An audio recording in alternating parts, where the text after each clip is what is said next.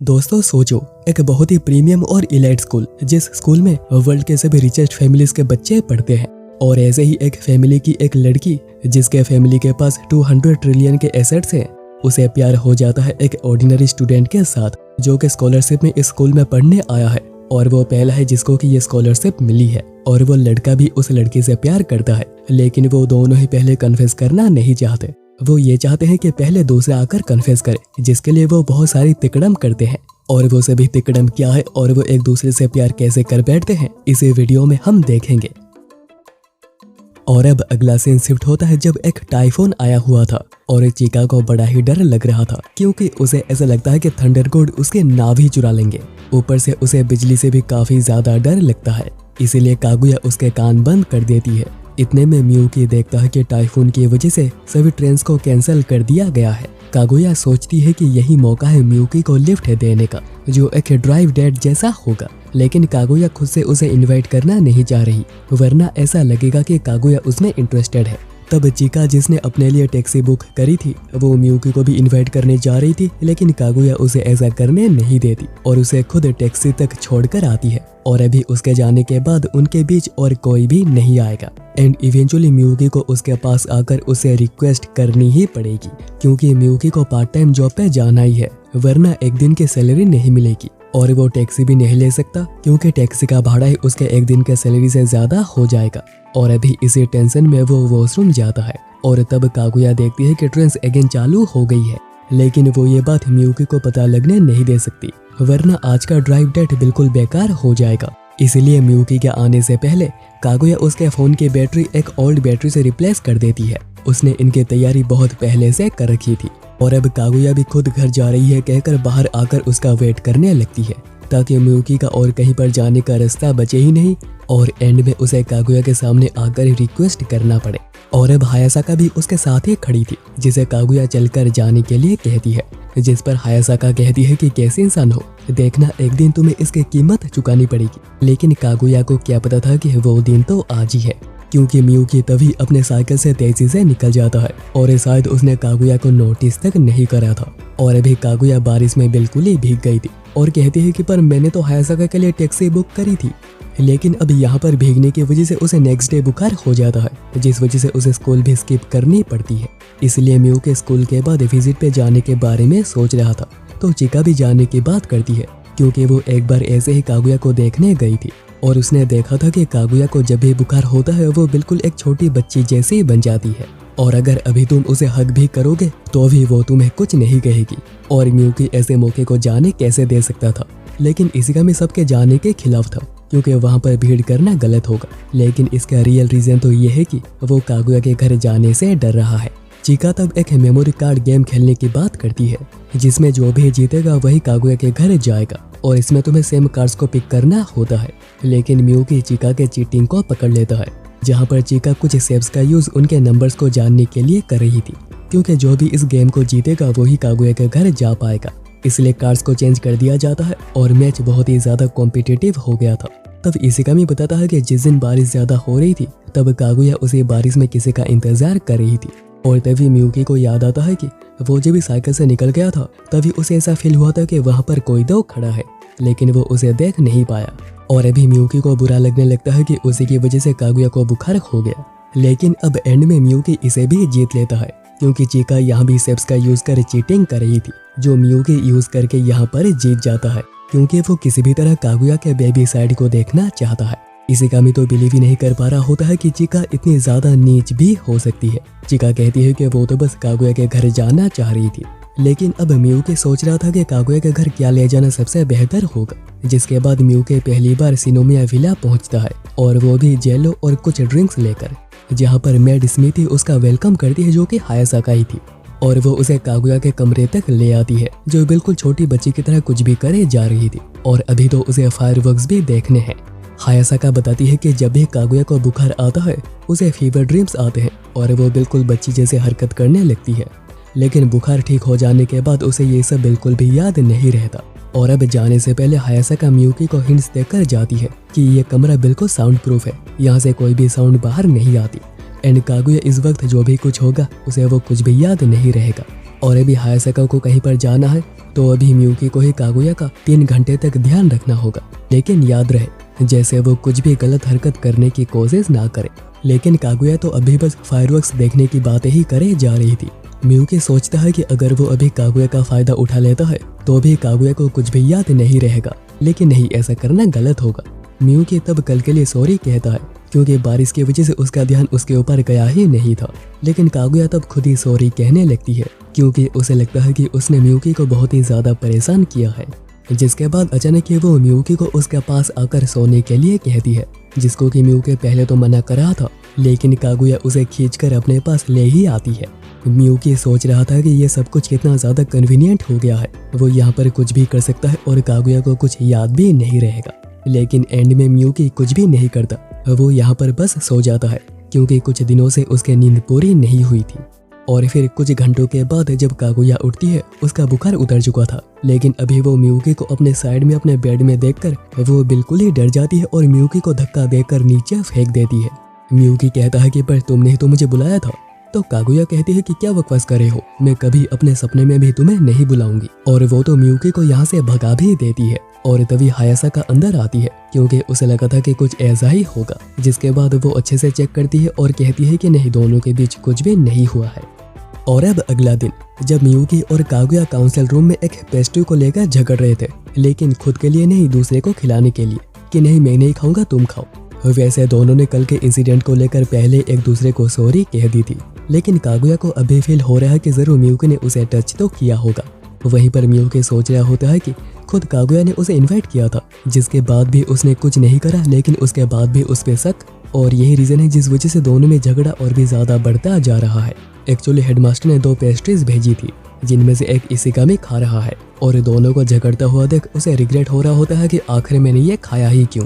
और अब दोनों के ऐसे झगड़ते हुए घंटों बीत चुके थे। मियुकी इसीलिए इतना ज्यादा इंसिस्ट कर रहा था क्योंकि कागुया ने एक बार कहा था कि उसे पेस्ट्रीज बहुत ही पसंद है, और कागुया मियुकी को इसलिए इंसिस्ट कर रही थी क्योंकि मियुकी ने एक बार कहा था कि उसके घर तो क्रिसमस तक सेलिब्रेट नहीं होता और ना ही उसने अपने लाइफ में कभी क्रिसमस केक भी खाई है। और अब दोनों ही खुश थे कि उसे इतनी छोटी सी बात अभी तक याद है, इसलिए एंड में डिसाइड होता है कि दोनों एक दूसरे को एक साथ ही खिलाएंगे ताकि हिस्सा बराबर हो जाए। लेकिन तभी दोनों को शांत करने चिका आ जाती है, जिसे इशिकामी बुलाकर लाया था दोनों को शांत करने, और वो आकर दोनों का ही केक खा जाती है ताकि दोनों के बीच कोई भी झगड़ा ना हो। लेकिन उसे क्या पता कि उसने दोनों के एक रोमांटिक मूड का सत्यानाश कर दिया। कागुया इसके बाद कासुआगी के पास एडवाइस लेने जाती है कि अगर तुम्हारा एक लड़के के साथ झगड़ा हो जाता है तो उससे पैचअप कैसे करते हैं, और यही सेम सवाल मियुकी भी इशिकामी से पूछ रहा था। और कागुया खुलकर बताती है कि आखिर क्या क्या और कैसे कैसे हुआ था, लेकिन वो ये भी कहती है कि वो ये सारी बातें अपने दोस्त के लिए पूछ रही है। लेकिन कासुआगी समझ गई थी कि ये सब कुछ कागुया ने अपने लिए ही पूछा था, और कासुआगी तो गुस्सा हो जाती है कि आखिर कोई लड़का ऐसा कैसे कर सकता है।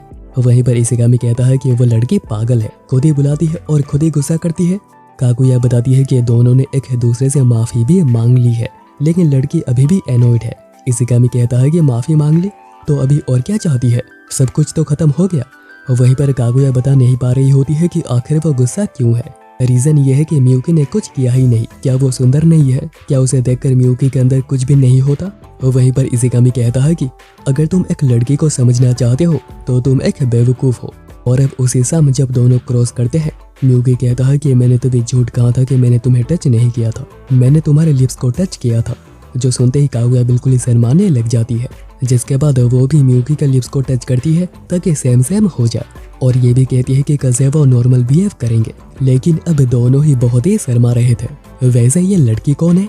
अब अगला सीन शिफ्ट होता है जब कल से समर वेकेशन स्टार्ट हो रही है और कागुया और मियुकी दोनों ही कुछ करना चाहते हैं, और तभी चिका घोस्ट माउंटेन माउंट ओसोरी की बात उठाती है। और मियुकी तो कागुया के साथ ही किसी ट्रिप पर जाना चाहता है, लेकिन वो खुद से पूछ नहीं सकता वरना लगेगा कि वो ही ज्यादा इंटरेस्टेड है, इसलिए वो चिका के थ्रू बताने की कोशिश करता है। लेकिन चिका तो कहती है कि वो तो हवाई घूमने जा रही है, और अभी दूसरी तरफ कागुया भी किसी ट्रिप पे जाना चाहती है। मियुकी सोच रहा था कि चिका का साथ चलना जरूरी है जिससे कि बैलेंस बना रहेगा, और मियुकी का प्लान था इस समर में कागुया का दिल जीतना। इशिकामी तब कहता है कि वो फर्स्ट ईयर में है, लेकिन वो तीनों सेकेंड ईयर में, एंड नेक्स्ट ईयर वो सभी थर्ड ईयर में होंगे और यूनिवर्सिटी एग्जाम की तैयारी कर रहे होंगे। तो यही समर वेकेशन उनका लास्ट है जब वो सभी मिलकर खुलकर मजे कर सकते हैं। इसलिए मियुकी इशिगामी के साथ ही समर फेस्टिवल चलने की बात करता है और कागुया भी जाना चाह रही है क्योंकि वहाँ पर फायरवर्क्स भी होंगे। चिका देखती है कि वो तो उस वक्त स्पेन में होगी, लेकिन वो भी जाना चाहती है। इसलिए वो कहती है कि क्या तुम तीनों मेरे बिना फेस्टिवल देखने जाओगे? बड़ी ही अजीब लड़की है, खुद स्पेन जा रही है मजे करने, लेकिन उन तीनों को मजे करने देना नहीं चाहती। लेकिन इशिगामी तब उसके मुंह पे ही बोल देता है कि हाँ जाएंगे, तुम भी तो वहाँ पर मजे करने जा रही हो, तो हम क्यों नहीं जाए। और चिका रोते हुए वहाँ से चली जाती है।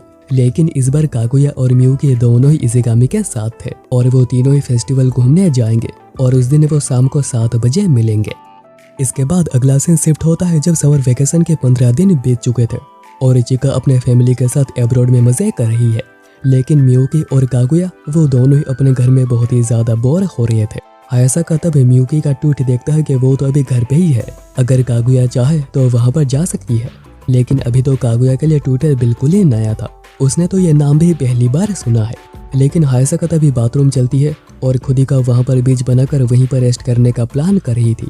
लेकिन वो जैसे ही रेस्ट करती कागुया आकर उसे बुला लेती है क्योंकि उसे कुछ भी समझ नहीं आ रहा, क्योंकि उसकी टेक्नोलॉजी की समझ एक ओल्ड अंकल जैसी है।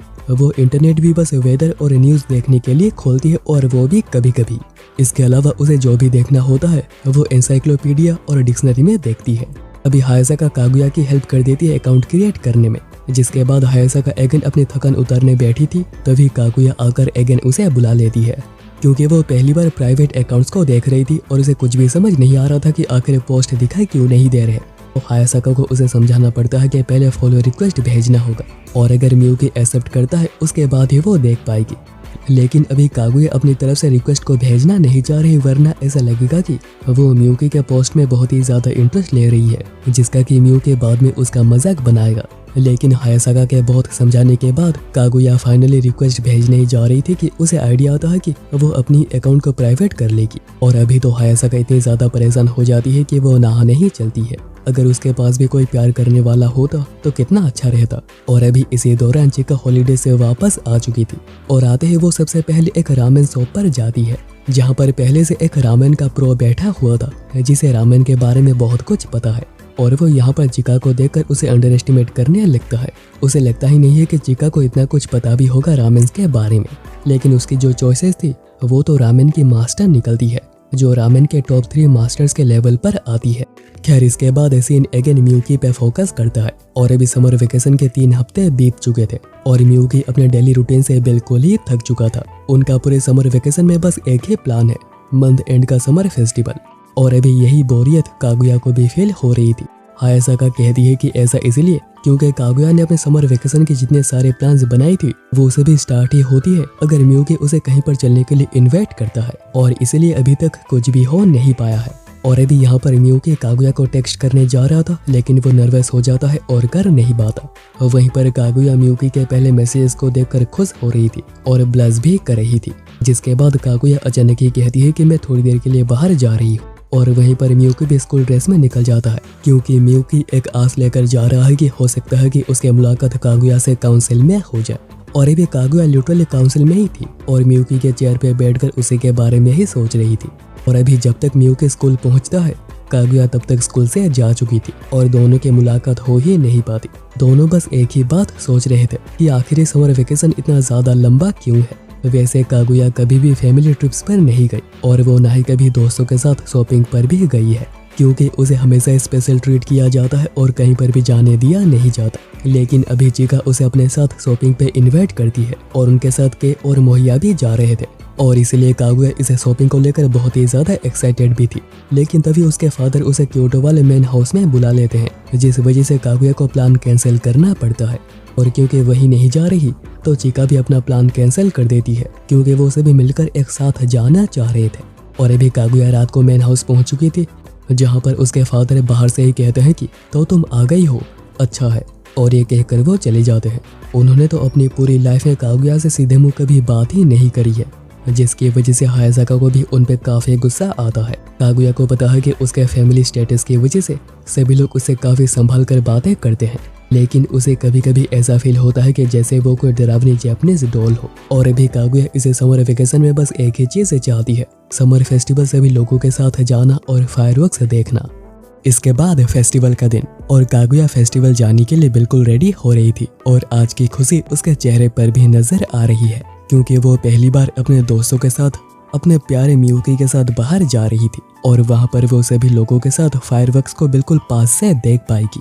लेकिन तब उसके फादर के गार्ड्स उसे जाने से मना करते हैं क्योंकि वहाँ पर भीड़ ज्यादा होगी तो उस पर ध्यान रख पाना ज्यादा मुश्किल होगा। इसीलिए कागुया को प्लान कैंसिल करना पड़ता है जिससे कि वो तीनों भी दुखी हो गए थे। कागुया तो बस सभी को देखना चाहती थी, वहाँ पर प्रेजेंट होना चाहती थी, लेकिन वो अभी खुद ही कोई कोस रही होती है इतनी ज्यादा एक्सपेक्टेशंस रखने के लिए, वरना ये समर इतना ज्यादा पेनफुल नहीं होता। तब कागुया ऐसे ही ट्वीट कर देती है कि वो सभी के साथ फायरवर्क्स देखना चाहती है और ये ट्वीट मियुकी देख लेता है। यहाँ पर कागुया टूट चुकी थी, वो अपना विल खो चुकी थी कहीं पर भी जाने के लिए। उसे लगता है कि वो ये सब डिजर्व ही नहीं करती। इवन मियुकी ने भी उसे वेकेशन में एक भी बार मैसेज तक नहीं किया। तो हायासाका भी कहती है कि क्या पता वो भी तुमसे मिलने के लिए तड़प रहा हो। और अब हायासाका के समझाने पर कागुया जाने के लिए मान जाती है, लेकिन कैसे, क्योंकि बाहर तो गार्ड्स है। और फिर कागुया वहाँ से किसी तरह निकलकर समर फेस्टिवल के लिए एक टैक्सी बुक करती है और ये टैक्सी ड्राइवर उन्हीं रामेन किंग्स में से एक है। खैर अभी दूसरी ओर हायासाका कागुया बन के खड़ी हुई थी और वो गार्ड्स को बेवकूफ भी बना देती है और तभी मियुकी भी वहाँ पर आया था और वो पूरी सिचुएशन समझ जाता है। दूसरी ओर अभी इशिगामी चिका को यहीं पर रुकने कहता है और वो खुद कागुया को ढूंढने जाता है और यहाँ पर ड्राइवर बताते हैं कि ट्रैफिक की वजह से वो वक्त पर पहुँच नहीं पाएंगे, उससे पहले फायरवर्क्स खत्म हो जाएगी और इसीलिए कागुया भागकर जाने का ही डिसाइड करती है। लेकिन थोड़ा आगे चलते ही जो फायरवर्क्स स्टार्ट हो गया था वो बड़ी कोशिशों के बाद भी पहुंचने से पहले ही एंड हो जाती है, जिससे कागुया बिल्कुल ही उदास हो गई होती है कि यह सपना भी एक सपना ही रह गया। वो अपने दोस्तों के साथ फायरवर्क्स फेस्टिवल भी देख नहीं पाई और अब कागुया कोने में जाकर रो रही थी और होप कर रही थी कि जैसे बाकियों ने ये सब कुछ देखा हो। और तभी मियुकी वहाँ पर आता है और कहता है कि मैं तुम्हें फायरवर्क्स दिखाऊंगा, मेरे साथ चलो। और अभी तक इशिगामी और चिका ने एक टैक्सी भी बुक करी थी और ये वही ड्राइवर था जिसके साथ कागुया आई थी और वो कागुया को लेकर उमी होतारू की तरफ निकल पड़ते हैं जहाँ के फायरवर्क्स डिले हो गई है, लेकिन उसको भी अभी बस 20 मिनट ही बचा हुआ था। उससे पहले उन्हें वहाँ पर पहुँचना होगा जो बिल्कुल भी आसान नहीं था, लेकिन ड्राइवर अपनी टैक्सी फुल स्पीड में भगाते हैं। लेकिन यहाँ पर भी इतने ज्यादा कोशिशों के बाद भी वो समय पर पहुँच नहीं पाते और उन्हें टैक्सी से फायरवर्क्स को देखना पड़ता है। लेकिन यहाँ से देखने पर भी वो काफी ज्यादा अमेजिंग लग रहे थे। सभी की नजरें बस फायरवर्क्स पे टिकी हुई थी, लेकिन कागुया की नजरें वो फायरवर्क्स को नहीं बस मियुकी को ही देखे जा रही थी, क्योंकि आज मियुकी ने उसके लिए जो भी कुछ किया वो बिल्कुल इम्प्रेस हो गई है। इसके बाद सीन शिफ्ट होता है डायरेक्ट थर्ड ईयर का पहला दिन। काउंसिल में मियुकी बहुत ही ज्यादा शर्मिंदा था क्योंकि फेस्टिवल के दिन उसने स्टाइल मारने के चक्कर में ढेर सारी क्रिंज हरकतें कर दी थी और अभी तो उनके बारे में सोचने पर भी उसे शर्म आ रही है। और आज कागुया भी आई थी, लेकिन वो भी मियुकी को अवॉइड कर रही है। लेकिन सच तो ये है कि कागुया मियुकी से इतनी ज्यादा इम्प्रेस हो गई है कि उसे समझ नहीं आ रहा है कि आखिर वो कैसे मियुकी को फेस करेगी, इसलिए वो बस अवॉइड करे जा रही है। मियुकी सोचने लगता है कि क्या उस दिन मैं इतना ज्यादा पैथेटिक था कि कागुया मुझे देख भी नहीं रही। लेकिन अब दोनों ही बात करने का डिसाइड करते हैं। दोनों एक दूसरे के करीब तो जाते हैं, लेकिन बस साइड से क्रॉस हो जाते हैं, वो बात ही नहीं कर पाते। इसके बाद वो फिर से कोशिश करते हैं, लेकिन सेम रिजल्ट। कागुया सोचने लगी थी कि कहीं मियुकी शर्मा तो नहीं रहा और थोड़ी देर के बाद दोनों अगेन ट्राई करते हैं, लेकिन इस बार चिका बीच में आ जाती है क्योंकि उसे तो यह कोई गेम लग रहा था। इसके बाद इशिगामी भी गलती से यहाँ पे शामिल हो जाता है तो उसे डांट कर यहाँ से भगा दिया जाता है और कागुया चिका को भी यहाँ से निकल जाने के लिए कहती है और अभी उनके बीच आने वाला कोई नहीं था। तब मियुकी रियलाइज करता है कि कहीं कागुया शर्मा तो नहीं रही, कहीं उस दिन में कुछ ज्यादा ही कूल तो नहीं लग रहा था। और अब दोनों अगेन बात करने आते हैं और दोनों पहली बार टकराते हैं। कागुया हिम्मत करके उसे शुक्रिया कहने की कोशिश करती है, लेकिन मियुकी को लगता है कि वो उसका मजाक बना रही है और मियुकी रोते हुए वहां से भाग जाता है। कहता है कि मुझे पता था वो मुझे पैथेटिक ही समझती है, लेकिन अब इसी इंसिडेंट से सब कुछ बिल्कुल नॉर्मल हो गया था। पूरे शहर में मियुकी भाग रहा था और कागुया उसे पकड़ने उसके पीछे आ रही थी। और ऐसे ही इस एनीमे का सीजन 1 यहीं पर एंड होता है और इसका नेक्स्ट सीजन बहुत ही जल्द आ रहा है।